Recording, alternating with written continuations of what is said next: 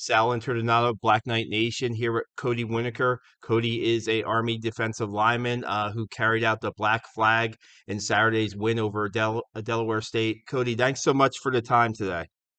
No problem. Thanks for having me.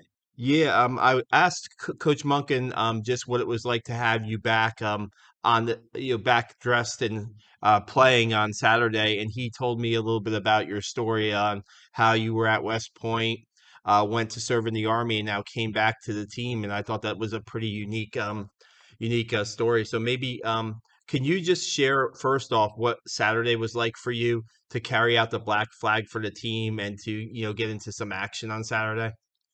Yeah, 100%. That was such a great feeling to be back out there on the field, and every Friday at the hotel, our teammates nominate somebody to carry out the black flag, and just having my peers and my brothers choose me to carry that black flag out on the field. It means so much to this brotherhood and program, and what it stands for, and all the people who came before us and all the people who came after us. It's really a true honor to carry that thing out. Yeah, he was Coach Monken said that on Friday you were cleared to play in the game. I guess you were doing scout team last week in it to prepare, the offense. What was that like kind of waiting to see if you can get a chance to play because he said he would have liked you to play at Louisiana Monroe, but it was just kind of a waiting game, so to speak. Yeah, so kind of circling around, like I had the unique opportunity to go serve on active duty and come back. And one of the things that you learn going through all that stuff is that it's better to prepare and not plan. And when I came back, I had my last football game was the Liberty Bowl in Memphis, Tennessee. So it's almost 3 years since I put a helmet on and ran out onto the field with the team. And a couple of days before the game, the NCAA told me that I was ineligible for reasons just because I was gone. I needed a waiver or something like that. And our compliance office handled it and did their best to turn that around in a timely manner. And I knew that they would get that done. So I was just preparing to play when that came through and I came eligible again. So, I mean, went down on the scout team for that first week and helped the boys out down there. Hmm. Yeah, it says a lot. Tell us, I remember writing a recruiting story about you and you committing to Army. Your first 2 years, you were an offensive lineman, right? And like you said, you got to dress for the Liberty Bowl game. Um, can you tell us a little bit about that? What led you to serve in the Army? Leave West Point and serve in the Army. Like and how that was. I know you were at Fort Drum, right? Yeah, correct. I was at Fort Drum. So went to the prep school in 2018, played center, and came here as a freshman, played center. Sophomore year, played guard, and then, like Coach Munkin talked about, his press had a academic issue and had the unique opportunity to go and serve on active duty and then return to school. So I immediately jumped on that opportunity to go and serve with 215 shoot up up at Fort Drum, and I had a great time up there.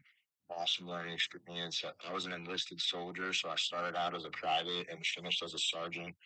I was only up there for about a year because I was waiting for all my paperwork to clear and go serve on active duty. So I was at home for about 8 months.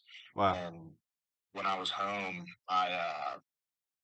same thing we were kind of talking about, just preparing and not planning, staying ready, getting ready to go, staying busy with other things. And like I was able to coach my high school football team, which was really cool, and spend time with family. And I knew that I wasn't going to get that time back. And I knew that eventually I'd get the call to go to the recruiting station and ship out. So I just wanted to maximize that time with my family and high school team. When you were serving at Fort Drum, what was some of the things that you did up there? And did you happen to bump into any former Army football players while you were up there, or no? 100%. So I was up there with Nick Stokes and Chris Cameron, and we were all hanging out. Which is kind of interesting dynamic because they're officers, and then I'm walking around as private first class, specialist sergeant Winokur all the way through. Hmm. And people kind of knew when I got up there. I was very transparent about what happened and what I was doing and the program that I was doing, and everybody was like very receptive of me being up there, and I just saw it as an incredible opportunity to, maximize my learning and just be a sponge and be the dude that I'm going to be leading in a couple years after I graduate and commission. And I had the opportunity to do a couple schools. I went to Airsoft, got my expert soldier badge, did the combat lifesaver, so all that cool stuff. Wow. Did you almost look at it as a second chance for you or no? Oh yeah, 100%.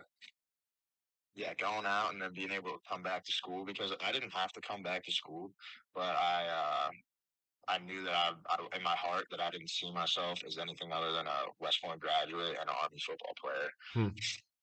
Wow. And so how does that go about? Like, when you're going to Fort Drum, do you already kind of have it in your mind that you're going to come to West Point, or do you have to work that out with Coach Monken? How does that work?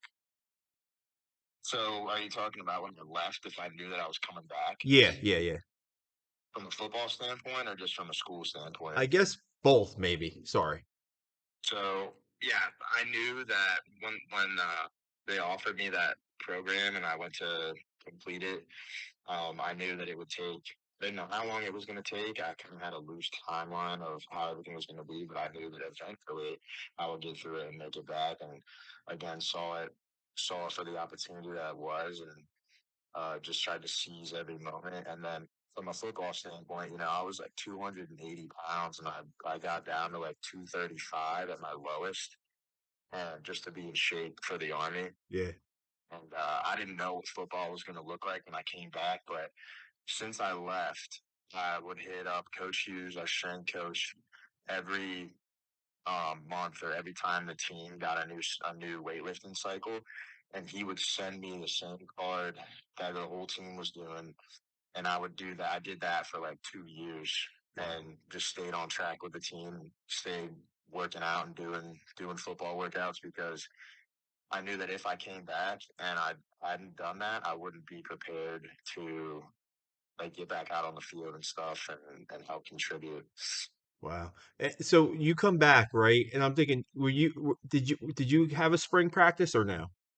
Yeah, I did that. So I came back in January Yeah. and then immediately went in and had a meeting with Coach Monken. It was great. He was excited, and I was excited to be back. And he basically was like, "All right, what what do you want to do?" He didn't pressure me into doing anything. He was like, "What?" How I was like, "I want to help this team." And at that point, we had switched offensive coordinators, and across the board now, our line has to be 300 pounds. And at that point, I was like 245, 250. I'm back up to 275 right now, but I was like, how can I help the team in my head and not 300 pounds?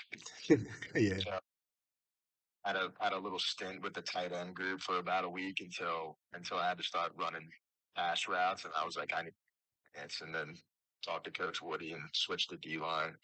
Man, and then so on Saturday you're right in the thick of it, right? On Saturday you get some, I think second half, right? You get a chance to play and stuff. I mean, that must have been just the journey, right? And then to get out there and play like an official snap in the game. Wow. Yeah, that was great.